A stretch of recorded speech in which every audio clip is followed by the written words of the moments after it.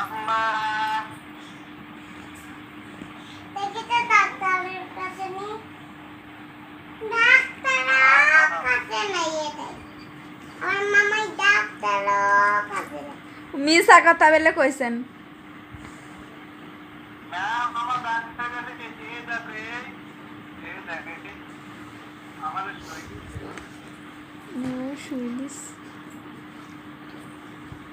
সু বাইরে থাকবে দিয়ে দিল কস হইছে দত্তি কথা কইতাম না। আমি দেখি তো কস হইছে এই দেখে